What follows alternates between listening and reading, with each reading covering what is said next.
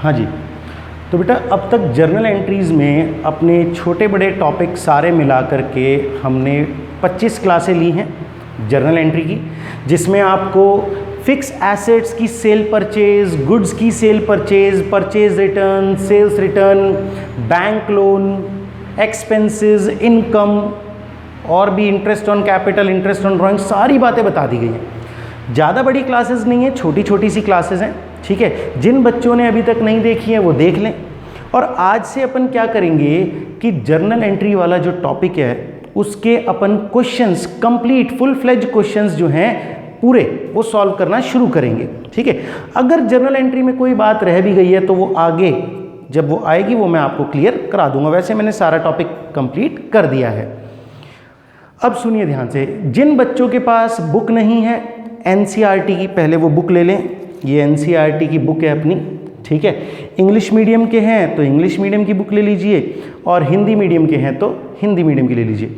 But Hindi medium वाले ध्यान दें कि अगर अंदर जो जर्नल एंट्रीज़ हैं वो भी हिंदी में की हुई हैं तो ज़्यादा बेहतर है कि आप इंग्लिश मीडियम वाली बुक ही ले लें, क्योंकि जो भी थ्योरेटिकल बातें होंगी, चाहे हिंदी मीडियम की होंगी चाहे इंग्लिश मीडियम की, वो मैं खुद लिखवाऊंगा या मैं आपको PDF सेंड करूंगा। तो आप अपनी आसानी के लिए इंग्लिश मीडियम की बुक ही प्रेफर करें, ठीक है जी। अब इसमें जो चैप्टर नंबर 3 है उसमें अकाउंटिंग इक्वेशन है, जर्नल है, लेजर है, मतलब कई सारी चीज़ों को एक ही चैप्टर में डाला हुआ है। तो आपको क्या करना है, वो करना है जो मैं बताऊंगा। आपको इस चैप्टर नंबर 3 में क्वेश्चन नंबर 11 से शुरू करना है, क्योंकि वहां पर जर्नलाइजिंग, जर्नल के क्वेश्चंस वहां पर दिए हुए हैं, ठीक है जी। हालांकि जितने भी क्वेश्चन अकाउंटिंग इक्वेशन के हैं हम उनकी भी जर्नल एंट्री बना सकते हैं, पर जो जर्नल के प्रॉपर क्वेश्चंस दिए हुए हैं हम उनको कर लेते हैं, ठीक है। अकाउंटिंग इक्वेशन कोई दूसरा टॉपिक है जो कि मैं आपको इसके बाद पढ़ाऊंगा, लेजर भी इसके बाद पढ़ाया जाएगा। पर आपका जो चैप्टर है उसमें एक ही चैप्टर में ये सारे टॉपिक दिए हुए हैं, तो आपको क्या करना है, जैसा मैं बताऊंगा वैसे ही करना है। तो आज अपन जर्नल के क्वेश्चंस करेंगे आपकी बुक के जो दिए हुए हैं, और आपकी बुक के चैप्टर नंबर 3 में जो अनसॉल्व्ड क्वेश्चंस है पीछे दिए हुए हैं उसमें क्वेश्चन नंबर 11, क्वेश्चन नंबर 11 जो है वो है, ये कहते हैं generalized the following transactions in the books of Himanshu. Himanshu नाम का एक बिजनेसमैन है जिसकी बुक्स में आपको जर्नल एंट्रियां करनी है, ठीक है। क्या क्या लेन देन हुए हैं वो बताए हुए हैं और उनको आपको जर्नल एंट्री में लिखना है। तो जी शुरू करते हैं। फॉर्मेट आपके सामने है, ठीक है। अपना अकाउंट सब्जेक्ट चल रहा है, चैप्टर नंबर 3 में एनसीईआरटी की बुक ले रखी है अभी अपन ने, एनसीईआरटी बुक में चैप्टर नंबर 3, और उसका जो क्वेश्चन नंबर 11 है जो कि जर्नल एंट्री से रिलेटेड है वो अपन सॉल्व कर रहे हैं। तो जी देखिए, 2017 1 दिसंबर, साल है 2017, ठीक है जी। और उसमें दिसंबर के महीने की एंट्रियां हैं ये 2017 दिसंबर, पहली तारीख, ठीक है, पहली तारीख को उन्होंने किया है बिजनेस स्टार्टेड विद कैश, व्यापार नगद से शुरू किया, ठीक है। बिजनेस स्टार्टेड विद कैश, व्यापार नगद से शुरू किया है। कितने रुपए लगाए हैं, 75,000 रुपए। अब आप सोचिए, जब आपको सबसे पहले जर्नल एंट्री की बातें बताई थी उसमें कैपिटल से संबंधित प्रविष्टियां, कैपिटल से रिलेटेड जर्नल एंट्रीज बताई थी, उसमें बताया था कि बिजनेसमैन बिजनेस में कुछ भी इंट्रोड्यूस करता है, चाहे कैश लगाए चाहे कोई दूसरी एसेट लगाए, वो सारी उसकी कैपिटल बन जाती हैं। तो बिजनेस के नज़रिए से सोचा जाए तो बिजनेस के पास कैश आया 75,000, और देने वाला कौन है, मालिक, और जब मालिक देता है तो उसकी कैपिटल बढ़ती है बिजनेस में। तो देखिए यहाँ पर पहले ट्रांजैक्शन में बिजनेस में कैश बढ़ेगा, कैश बढ़ेगा, कैश हमारी एसेट है तो हो जाएगी डेबिट, कैश एसेट है बढ़ेगा तो डेबिट। और दूसरी चीज क्या है, कैपिटल, कैपिटल बिजनेस में 75,000 है, ये कैपिटल जब बढ़ती है तो क्या हो जाती है, क्रेडिट। ये मॉडर्न अप्रोच अपन यूज करते हैं LIC और AE, ठीक है। असेट बढ़ती है, असेट्स और एक्सपेंसेस बढ़ते हैं तो डेबिट, लायबिलिटी, इनकम और कैपिटल बढ़ते हैं तो क्रेडिट। तो एंट्री अपनी बन जाएगी cash account debit, cash account debit to capital account, cash account debit to capital account. कितने रुपए लगाए हैं बिजनेस में? 75,000 कैश डेबिट और 75,000 कैपिटल क्रेडिट। ये अपनी एंट्री बन गई। ठीक है जी। नरेशन अभी आपको नहीं करना है, नरेशन में आपको बाद में बता दूंगा कि एंट्री के नीचे डिटेल लिखते हैं ना, वो क्या किस तरीके से लिखते हैं, वो आप अभी स्किप कीजिए, आप तो सीधा एंट्री बनाना सीखिए पहले। ठीक है, एंट्री बन गई अपनी cash account debit to capital account. दूसरा ट्रांजैक्शन हुआ, दूसरा लेन देन हुआ है 7 दिसंबर को। ठीक है जी, 7 दिसंबर को लेन देन क्या हुआ है? परचेज गुड्स फॉर कैश, माल खरीदा है नगद में, साफ साफ दिया हुआ है purchase goods for cash. Goods का मतलब माल जिसका हम बिजनेस करते हैं, उसे खरीदा है कैसे? कैश में। ठीक है जी, परचेज गुड्स फॉर कैश 10,000। अब आप ये देखिए कि गुड्स हमने खरीदे तो ये हमारी एसेट बन गई, हमारी संपत्ति बन गई ना। ठीक है, भले ही हमने बेचने के लिए खरीदे हैं बट अभी तो हम इसके मालिक हैं। ठीक है, तो बिजनेस में गुड्स आए, एसेट बन गई, एसेट बढ़ी तो डेबिट हो जाएगी, एसेट बढ़ती है तो डेबिट। उसके बाद हमारे पास से गया क्या? कैश चला गया, पैसा जा रहा है, तो कैश जब हमारे पास से गया तो ये हमारी एसेट थी, पर अब ये एसेट घट रही है तो क्रेडिट। एसेट बढ़े तो डेबिट, एसेट घटे तो क्रेडिट। समझ में आ गया? दोनों ही एसेट हैं, माल आ रहा है एसेट है और पैसा जा रहा है वो भी एसेट है। तो एक एसेट बढ़ी, एक एसेट घटी, तो ये क्या हो जाएगा? जो बढ़ी है एसेट वो डेबिट हो जाएगी, जो घट रही है वो क्रेडिट हो जाएगी। देखो ये जो जर्नल एंट्री है, अगर आप अच्छे से समझ लेंगे एसेट क्या होती है, लायबिलिटी क्या होती है, ये अगर आप अच्छे से समझते हैं तो अकाउंटिंग इक्वेशन वाला जो अपन अगला टॉपिक पढ़ेंगे जर्नल के बाद, वो बड़ा आसान रहेगा आपके लिए। ठीक है जी, तो आप थोड़ा सा इसको समझने की कोशिश कीजिएगा। ठीक है जी, तो अपने पास जो एंट्री बनेगी वो क्या बनेगी? गुड्स जब खरीदे जाते हैं तो हम बोलते हैं परचेजेज, परचेजेज अकाउंट डेबिट। जब भी माल खरीदा जाएगा तो परचेज शब्द का इस्तेमाल किया जाएगा। Purchases account debit to cash account, क्योंकि कैश हमारे पास से चला गया। कितने रुपए का? 10,000 रुपए। 10,000 रुपए से परचेज अकाउंट डेबिट और 10,000 रुपए से कैश अकाउंट क्रेडिट। दोनों के बीच में मैं एक लाइन खींच देता हूं, सेपरेशन। चलिए जी, 7 तारीख की एंट्री अपनी हो गई। चलिए, जो भी बच्चे नए हैं वो जितना समझ पा रहे हैं उतना समझने की कोशिश करें, अदरवाइज अपने पहली वाली जो पुरानी क्लासेस हैं वो देखें, उसके बाद ये अच्छे से समझ में आ जाएगा आपको। तीसरा कहते हैं 9 दिसंबर को सोल्ड गुड्स टू स्वाति। ठीक है, 9 दिसंबर को माल बेचा है स्वाति को। ठीक है, जब पार्टी का नाम आता है जिसको बेचा है तो हम ये मान के चलते हैं कि हमने उधार बेचा है। क्या बेचा है? उधार। अगर कहते सोल्ड गुड्स या गुड्स सोल्ड बोलते तो हम मान के चलते माल बेचा है, नगद बेचा है, कैश में बेचा है। सोल्ड गुड्स टू स्वाति, तो जब खाली पार्टी का नाम है तो उधार मानेंगे। और अगर कहते sold goods to Swati for cash, इसका मतलब स्वाति को माल नगद बेचा है, कैश में बेचा है, तो हमें पार्टी के नाम से कोई मतलब नहीं होता। ठीक है, जब खाली ये बोला है कि इसको माल बेचा है, किसी व्यक्ति का नाम दिया हुआ है या साफ साफ बोला हुआ है कि उधार बेचा है तो उधार मानना है। बट अगर कुछ भी नहीं कहा हुआ और बताया हुआ है कि sold goods to so and so person, किसी व्यक्ति को माल बेचा है तो उसे उधार मानना है। तो यहाँ पर बोला है सोल्ड गुड्स टू स्वाति। ठीक है, स्वाति पार्टी का नाम है जिसको हमने माल बेचा है। ठीक है, तो हम क्या बोलेंगे इसको कि हमने उधार माल बेचा है। जब माल बेचते हो तो ऐसी सिचुएशन में जो स्वाति है, क्या वो अभी पैसा दे रही है? नहीं दे रही। तो जब पैसा नहीं दे रही तो हम भविष्य में उससे पैसा मांगेंगे, मांगने का हक रखते हैं। तो जिनसे हमें पैसा लेना है ना वो हमारी एसेट्स हैं। स्वाति से जितना पैसा लेना है वो हमारी एसेट, बढ़ी एसेट तो डेबिट।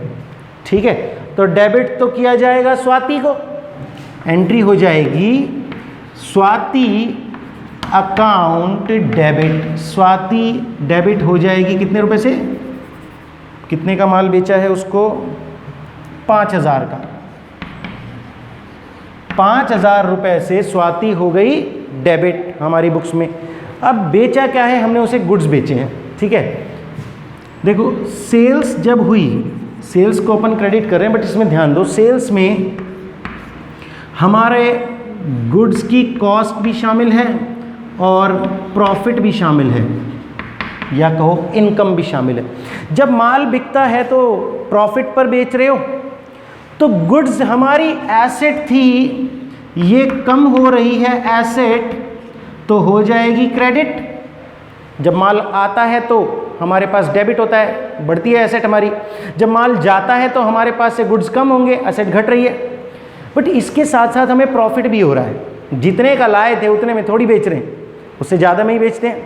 तो देखो इसमें जितना भी प्रॉफिट होगा, जब प्रॉफिट होता है तो इनकम एंड गेन्स, इनकम या प्रॉफिट बढ़ता है तो क्रेडिट, इनकम या प्रॉफिट बढ़ेगा तो क्रेडिट होगा, ठीक है जी।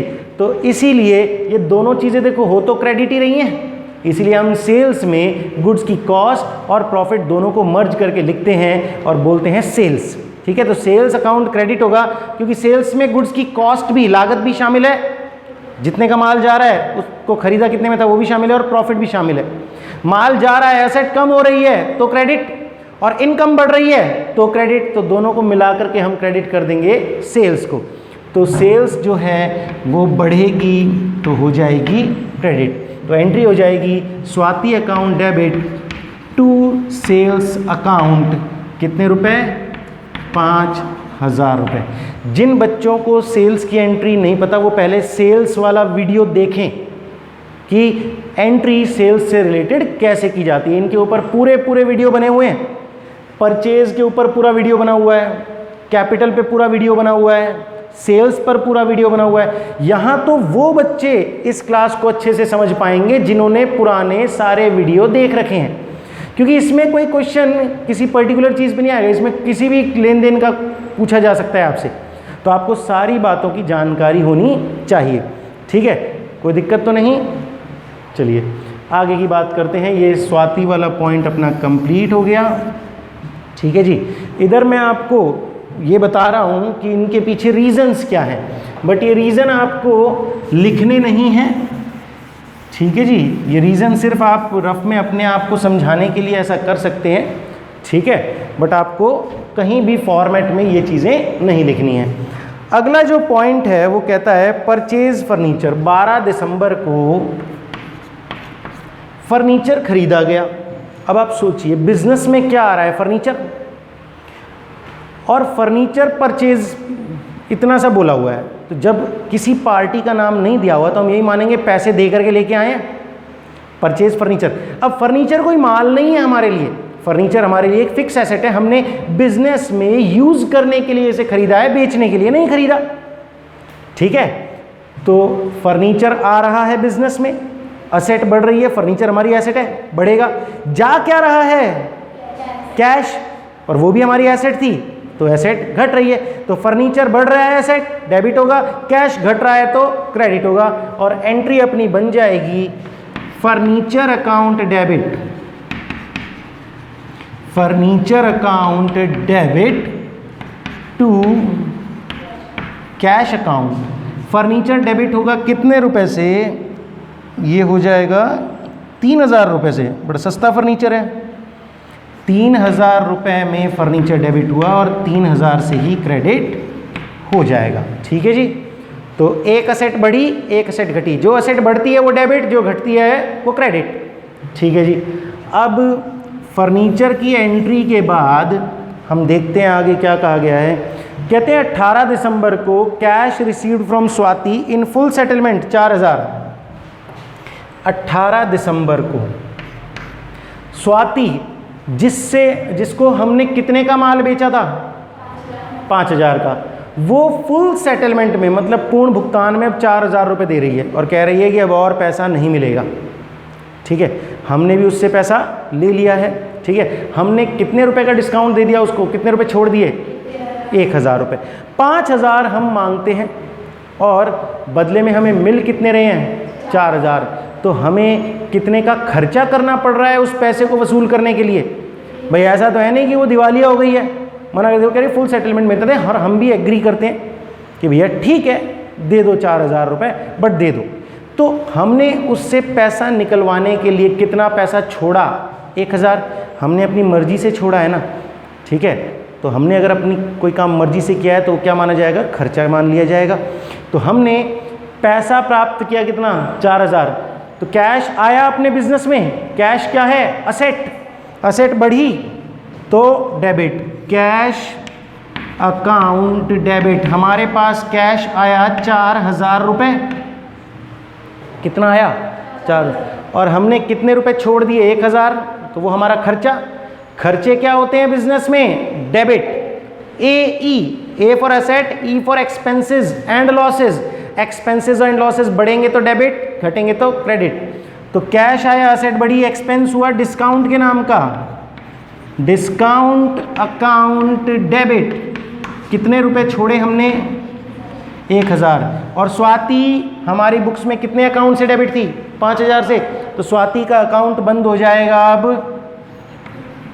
टू स्वाति अकाउंट कितने रुपए से? 5000 रुपये से। स्वाति से अब हमारा कोई हिसाब नहीं है। स्वाति 5000 से डेबिट हुई थी, 5000 से क्रेडिट, उसका हिसाब किताब चुकता हो गया अपना, ठीक है। अपन को 1000 रुपये का खर्चा करना पड़ा, तब जा कर के अपना पैसा वसूल हुआ है, ठीक है जी।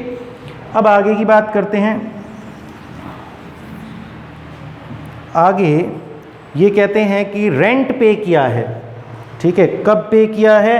25 दिसंबर को, ठीक है जी। 25 दिसंबर को किराया चुकाया। बिजनेस जिसमें चला रहे हो उस बिल्डिंग का किराया चुकाया है, पर्सनल घर का किराया नहीं चुकाया है। जब खाली किराया शब्द दिया हो तो ये मानना बिजनेस का किराया चुकाया है। तो किराया चुकाया है इन्होंने 1000 रुपये। किराया बिजनेस के लिए क्या हो रहा है? एक्सपेंस है, खर्चा है। हमने बिल्डिंग की सेवा ली और बदले में किराया चुकाया। किराया हमारे लिए खर्चा है और ये किराया हम नगद चुका रहे हैं। तो खर्चा हुआ तो डेबिट और पैसा गया, असेट कम हुई तो क्रेडिट। एंट्री हो जाएगी rent account debit, rent account debit to cash account. 1000 रुपये का रेंट चुकाया है, हाँ जी, 1000 रुपये का रेंट चुकाया गया है। नहीं जी नहीं, हाँ बेटा समझ में आ रहा है। किराया कितना चुकाया? 1000 का। किराया हमारे लिए खर्चा है, खर्चे को करो डेबिट, और दे जा रहा है पैसा, पैसा हमारी एसेट था, कम हो रहा है तो करो क्रेडिट, ठीक है। इसी तरीके से जो लास्ट ट्रांजैक्शन इन्होंने दिया हुआ है वो क्या दिया हुआ है? सैलरी पेड, ठीक है। ये पे की है इन्होंने 30 तारीख को, 30 दिसंबर को वेतन चुकाया, सैलरी चुकाई है। अब पेड शब्द आ गया तो इसका मतलब चुका दिया है। पेड का मतलब है पे कर दिया है, बकाया नहीं है। क्या चुकाया है? सैलरी चुकाई है। अब सैलरी बिजनेस के लिए क्या है? एक एक्सपेंस है। एक्सपेंस बढ़ते हैं या होते हैं तो डेबिट, ठीक है। सैलरी नाम का खर्चा हो जाएगा debit, salary account debit to cash account. हमने सैलरी चुकाई है कितने रुपए की? 1500 रुपये।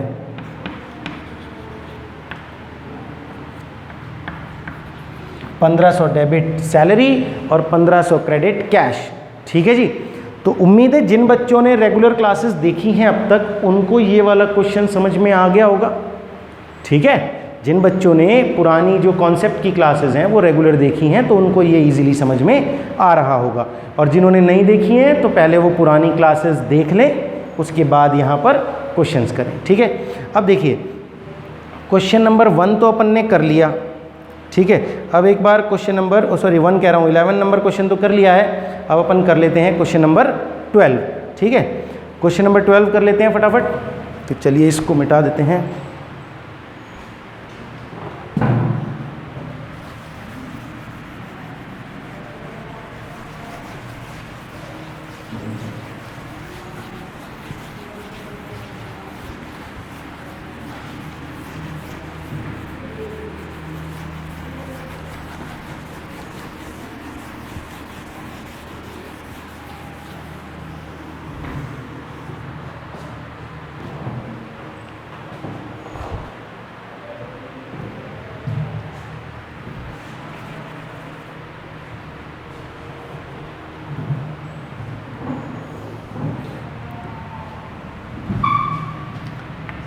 क्वेश्चन नंबर 12,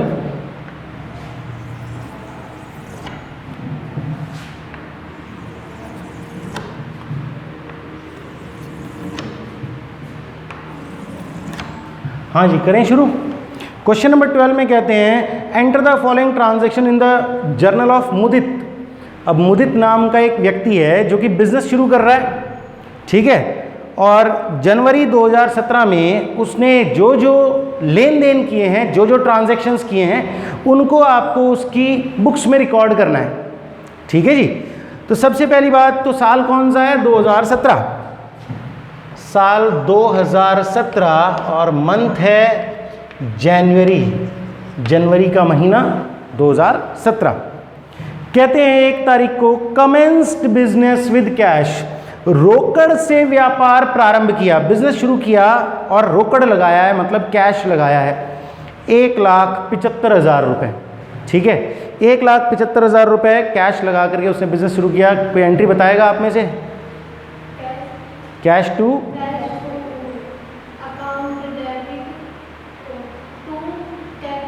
कैपिटल अकाउंट, ठीक है, cash account debit to capital account, ठीक है।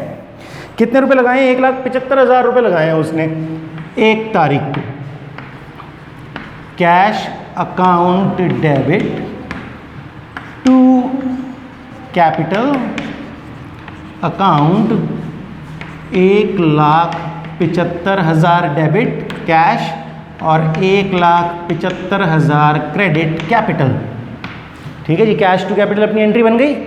चलिए जी, अब 1 तारीख को तो ये लेन देन हो गया।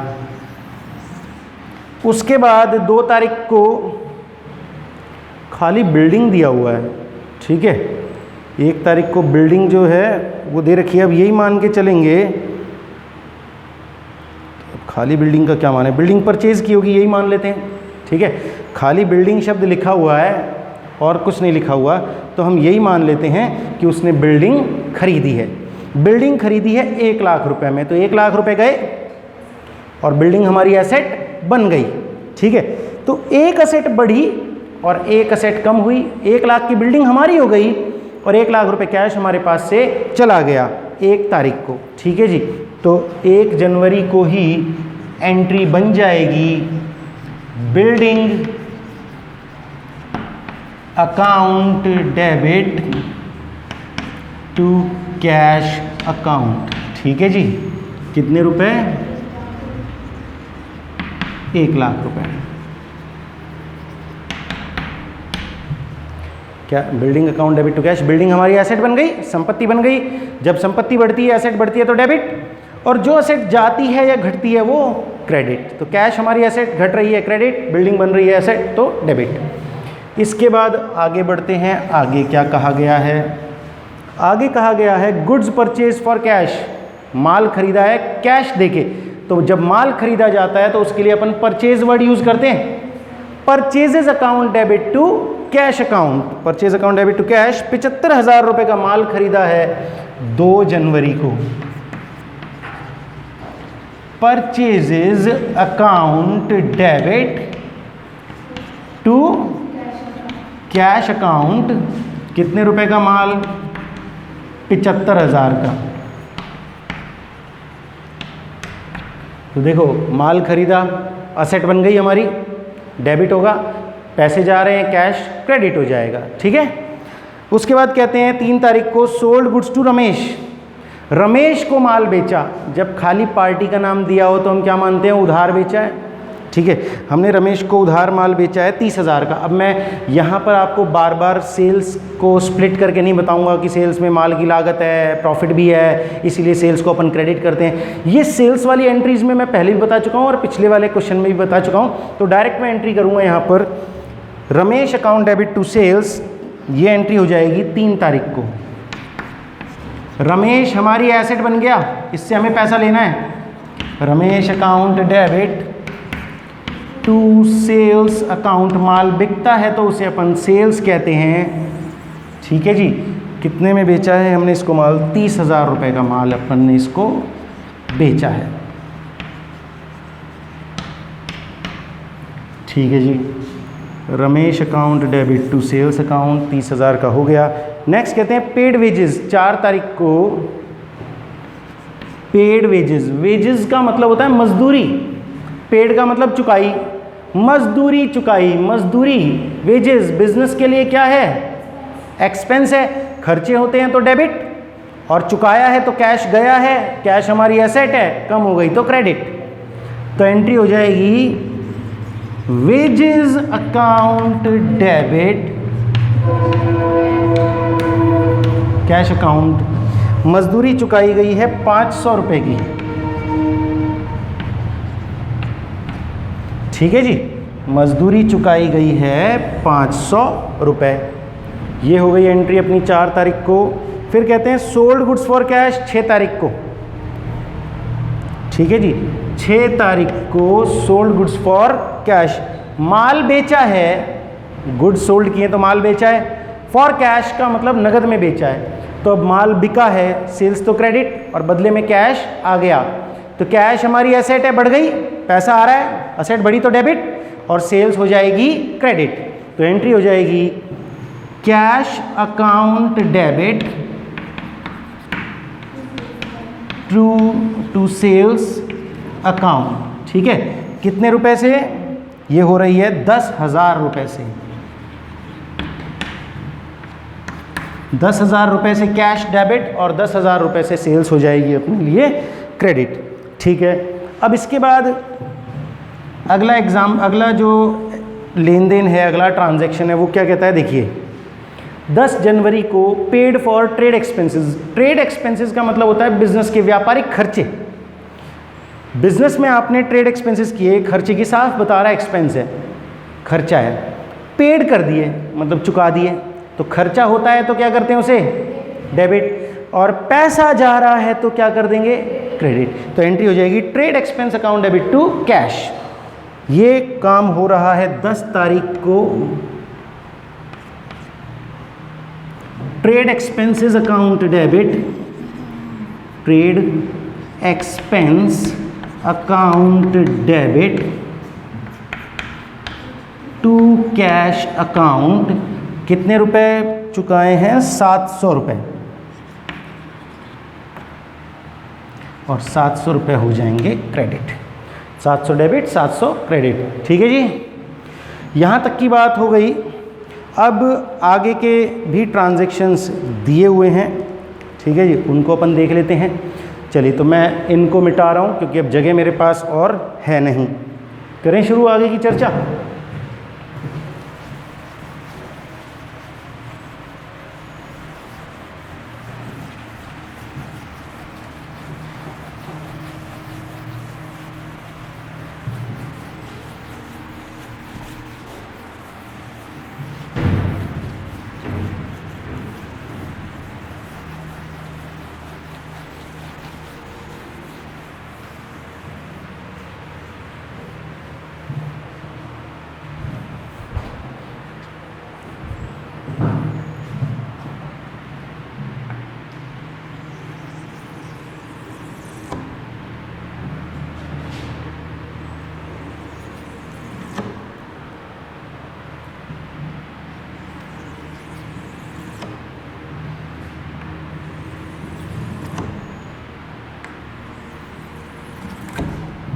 चलिए जी, आगे की बात करते हैं। 12 जनवरी को कहते हैं कैश रिसीव्ड फ्रॉम रमेश 29,500 रुपये, डिस्काउंट अलाउड 500 रुपये। रमेश को हमने माल बेचा था 3 जनवरी को 30,000 का, बट अब उससे हमें पैसा जो मिल रहा है वो मिल रहा है 30,000 नहीं, 29,500 रुपये, और हम 500 रुपये छोड़ रहे हैं, हम डिस्काउंट दे रहे हैं, तो हमें 30,000 में से कितने वसूल हो रहे हैं, 29,500, और हमें उस पैसे की वसूली के लिए 500 रुपये छोड़ने पड़ रहे हैं। तो ये 500 रुपये जो हम छोड़ रहे हैं ये हमारे बिजनेस के लिए खर्चा हो गया, हमारी मर्जी से अपन छोड़ रहे हैं, 500 रुपये का अपना खर्चा हो गया, और कैश कितना आ गया, 29,500 रुपये। तो 12 तारीख को, 12 जून को कैश अपने पास आ गया, कैश अकाउंट डेबिट 29,500, 29,500 का कैश बढ़ गया अपने पास, असेट बढ़ी डेबिट। खर्चा कितना करना पड़ा इसके लिए अपन को, डिस्काउंट अकाउंट डेबिट 500 रुपये छोड़ने पड़े, ठीक है। और जो अब रमेश को हमने पहले डेबिट किया था वो क्रेडिट होके उसका खाता बंद। रमेश कह रहा है अब मेरा तुम्हारा कोई हिसाब नहीं है, मैंने 30 के 29.5 दे दिए फुल सेटलमेंट में, बस खत्म कहानी। तो टू रमेश अकाउंट कितने रुपए? 30,000 रुपये। आप जरा गौर करें तो आपने 3 तारीख को 3 जनवरी को रमेश को अपना डेटर बनाया, संपत्ति बनाया। अब उस संपत्ति से वसूली हो गई है, संपत्ति खत्म, पैसा आ गया, तो अब उस असेट अकाउंट को आप क्या कर दोगे? बंद कर दोगे, ठीक है। रमेश पहले डेबिट हुआ था, अब वो हमारे लिए कंप्लीट है, एसेट उससे वसूली हो गई है, तो वो क्रेडिट। आगे की बात करते हैं। 14 तारीख को goods purchase from Sudhir. Sudhir से 27,000 का माल हमने खरीदा है। अब देखो, माल खरीदा है, सुधीर से खरीदा है, कैसे खरीदा होगा? नगद या उधार? उधार, क्योंकि पार्टी का नाम दिया हुआ है तो हमने माल उधार खरीदा है। और ये हुआ है 14 जनवरी को। एंट्री हो जाएगी परचेजेस अकाउंट डेबिट टू, किससे खरीदा? सुधीर अकाउंट। देखो, माल हमारी एसेट बन गया इसलिए डेबिट हो गया, परचेज डेबिट। पर हमने पैसा नहीं चुकाया तो हमारे लिए ये एक लायबिलिटी बन गया, दायित्व है हमारा। सुधीर को हम पैसा चुकाएंगे फ्यूचर में, तो ये हमारे लिए एक लायबिलिटी बन गया। लायबिलिटीज बढ़ती हैं तो क्रेडिट, LIC, लायबिलिटी बढ़ती है तो क्रेडिट, घटती है तो डेबिट। तो लायबिलिटी बढ़ रही है। हमने परचेज किया है 27,000 रुपये का माल।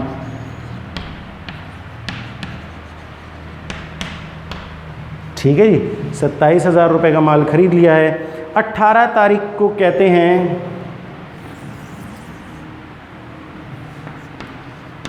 Paid cartridge.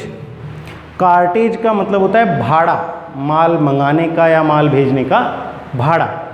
तो भाड़ा अगर हमने चुकाया है 1,000 रुपये, तो ये क्या है बिजनेस के लिए? एक्सपेंस है। एक्सपेंस है तो डेबिट होगा।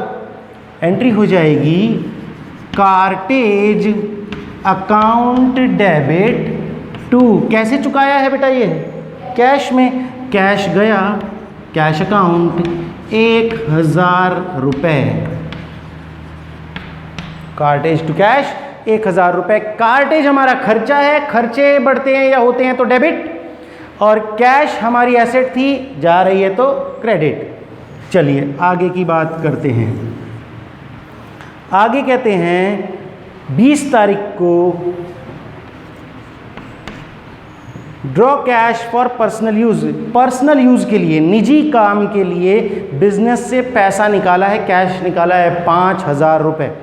जब पर्सनल यूज के लिए बिजनेस से कुछ निकाला जाता है, चाहे एसेट्स निकालें, चाहे गुड्स निकालें, चाहे कैश निकालें, तो उसे क्या बोलते हैं? ड्राइंग्स, आहरण बोलते हैं ना, ड्राइंग्स, आहरण। और यहाँ पर उसने क्या निकाला है? कैश निकाला है। तो बिजनेस से कैश कम हो जाएगा और उसकी कैपिटल भी तो कम होगी। जो उसने पैसा लगा रखा था उसमें से वो पैसा निकाल रहा है। तो ड्राइंग्स का मतलब है कैपिटल में कमी। कैपिटल बढ़ती है तो क्रेडिट, घटती है तो डेबिट। तो कैपिटल जब घटती है तो उसे अपन क्या बोल रहे हैं? यहाँ पर ड्राइंग्स बोल रहे हैं। तो ड्राइंग्स तो कैपिटल घटा रहा है इसीलिए डेबिट होगा। और बिजनेस से क्या जा रहा है? कैश जा रहा है, कैश कम हो रहा है बिजनेस का, बिजनेस की एसेट कम हो रही है तो क्रेडिट। तो एंट्री बन जाएगी अपनी drawings account debit, drawings account debit to cash account. कितने रुपए निकाल लिए उसने? 5,000 रुपये बिजनेस से निकाल लिए घर खर्च के लिए। उम्मीद है समझ में आ रहा होगा। आगे कहते हैं 22 जनवरी को, 22 जनवरी को कहते हैं goods use for house hold 2,000। अब पैसा नहीं निकाल रहा बिजनेस से, माल निकाल रहा है घर के लिए। ठीक है, घर में इस्तेमाल करेंगे माल को। भाई हम जिस भी चीज़ का बिजनेस करते हैं हो सकता है वो चीज़ हमारे घर में भी काम आती हो। अगर हमारी इलेक्ट्रिक शॉप है, बिजली के सामान हम बेचते हैं, तो घर में अगर पंखे की ज़रूरत है तो दुकान से ही तो उठा लाएंगे। पर दुकान में पंखा आया था क्यों? बेचने के लिए। पर उसे निकाल करके हम घर पर ले गए। तो मान के चलो 2000 रुपये का पंखा था, दुकान में हम बेचने के लिए लाए थे पर निकाल के घर ले गए। तो जब पंखा खरीदा था तो परचेज डेबिट किया था, और जब पंखा बिना बिके जा रहा है तो उसे क्या कर देंगे, परचेज को क्रेडिट। देखो याद करो, मैंने उस एंट्री में बताया था, जब मैंने ड्राइंग्स की एंट्री बताई थी, नए बच्चे जिन्होंने नहीं देखी है सुनना मेरी बात। गुड्स आपके पास हैं बिजनेस में, क्यों है, बिकने के लिए, बेचने के लिए खरीदे हैं आपने। पर अगर कभी भी गुड्स बिक्री के अलावा कहीं भी जाएं, बिक्री के अलावा कहीं और गुड्स जा रहे हैं, तो कौन कौन सी जगह हो सकती है, माल दान में दे दिया, माल आग वगैरह से नष्ट हो गया, लॉस बाय फायर, चोरी हो गया, या घर पर ले गए निकाल करके। इन सभी केसेस में जो आपने गुड्स परचेज करने समय डेबिट किए थे ना, यहाँ परचेज अकाउंट क्रेडिट हो जाएगा। ठीक है, ज़्यादा डिटेल के लिए वो वीडियो देख लेना ड्राइंग्स वाला। पर ध्यान रखो, गुड्स आए हैं क्यों, बेचने के लिए। बिक्री के अलावा गुड्स में अगर कमी आ रही है तो आप कौन सा अकाउंट क्रेडिट करोगे, परचेज अकाउंट, क्योंकि जो परचेज अकाउंट आपने डेबिट किया था अब वो एक्चुअल में कम हो रहा है। ठीक है जी, तो क्या कर दोगे, क्रेडिट परचेज अकाउंट। ठीक है, ये एंट्री नए बच्चों को शायद थोड़ी सी परेशानी दे, पर ध्यान रखना, निकाला है गुड्स तो ये है तो ड्राइंग्स, बिजनेस के लिए, बिजनेस से पर्सनल यूज़ के लिए कुछ भी निकाले वो ड्राइंग्स कहलाता है। तो ड्राइंग्स का मतलब कैपिटल में कमी। पहली बात तो ये कि ड्राइंग्स तो होगी debit, drawings account debit. Drawings का मतलब होता है कैपिटल में कमी करना, बिजनेस से कुछ निकालना पर्सनल यूज के लिए, तो ड्राइंग्स तो डेबिट होगी। दूसरी बात ये, क्या कैश निकाला है, नहीं, माल निकाला है, और माल जब आया था तो आपने परचेज को डेबिट किया था, बिक नहीं रहा, कहीं और जा रहा है बिक्री के अलावा, तो आप परचेज अकाउंट को क्रेडिट कर दो, उस अकाउंट को कम कर दो। ठीक है, 1 लाख रुपए का माल आप खरीद के लाए थे तो आपने 1 लाख रुपए से परचेज अकाउंट डेबिट किया था। अब उसमें से 2000 का माल घर ले जा रहे हो तो बिकने लायक कितना माल बचा, 98,000 का, 98,000 का, तो 2000 रुपये से परचेज अकाउंट को आप कम कर दो, क्रेडिट कर दो। पहले डेबिट किया, अब क्रेडिट कर दो 2000 से। Drawings account debit to purchases account 2000 रुपये। ठीक है जी, इसका ध्यान रखिएगा इस एंट्री का, ड्राइंग्स टू परचेज, ये बड़े काम की चीज़ है, कभी गलती ना हो, कन्फ्यूज़न ना हो। ठीक है, परचेज अकाउंट कम हो जाएगा क्योंकि पहले खरीदते समय परचेज बढ़ गई थी, बिक नहीं रहा माल, अदरवाइज सेल्स करते क्रेडिट, माल में कमी, बिकने योग्य माल तो 98,000 का ही रहेगा। चलिए अब आगे कहते हैं last point, cash paid to Sudhir 26,700 और डिस्काउंट हमने लिया है 300 रुपये का। ये लेन देन हुआ है 25 तारीख को, ड्राइंग्स निकाली थी ये 22 तारीख को, और अब जो लास्ट ट्रांजैक्शन है वो हो रहा है 25 जनवरी को। 25 जनवरी को क्या हुआ है, हमने सुधीर को पे किए हैं, हमने सुधीर को पे किए कितने रुपए, 26,700 रुपये। अब अगर सुधीर को पे किए हैं तो हमारे पास से 26,700 रुपये तो गए, और हमें देने कितने थे उसे, हमें देने थे उसको 27,000 रुपये। ठीक है, हमें 27 देने थे, बेटा हम 26,700 दे रहे हैं, हमें कितने का फ़ायदा हो रहा है, 300 का फ़ायदा हो रहा है। इनकम और गेन होते हैं तो क्रेडिट, LIC, लाइबिलिटी, इनकम और गेन और कैपिटल बढ़े तो क्रेडिट। ठीक है, इनकम बढ़ रही है अपनी, 300 रुपये का फ़ायदा हो रहा है तो क्रेडिट। देखो किसको मिल रहा है ये सब कुछ, सुधीर अकाउंट डेबिट। अब देखो, सुधीर को जब आपने माल बेचा था तो आपने उसको अपनी लायबिलिटी बनाया था, अब आप उसको पैसा चुका रहे हो तो ये लायबिलिटी ख़त्म हो जाएगी, और लायबिलिटी जब घटती है तो डेबिट, लायबिलिटी बढ़ती है तो क्रेडिट, घटती है तो डेबिट। अभी हमारी लायबिलिटी घट रही है, हमारी जिम्मेदारी कम हो रही है ना सुधीर के प्रति, पूरा का पूरा हम कह रहे हैं ले भैया तेरा सेटलमेंट 27,000 का हो गया, पर देंगे हम कितना, सिर्फ 26,700। तो कैश कितना गया अपने पास से, 26,700, और हमें फ़ायदा कितने का हो गया, डिस्काउंट कितने का मिल गया, हमें फ़ायदा हो गया 300 रुपये का। तो हो गया डेबिट क्रेडिट बराबर। तो जी ये दो क्वेश्चन, क्वेश्चन नंबर 11 और क्वेश्चन नंबर 12 आपके चैप्टर नंबर 3 के जर्नल एंट्री से रिलेटेड मैंने कराए हैं।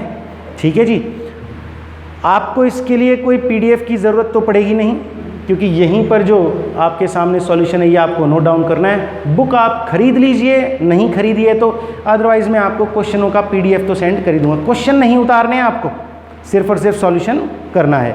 ठीक है जी, तो करें आज का कंप्लीट यहीं पर काम, आज इतना ही रखते हैं। ठीक है जी।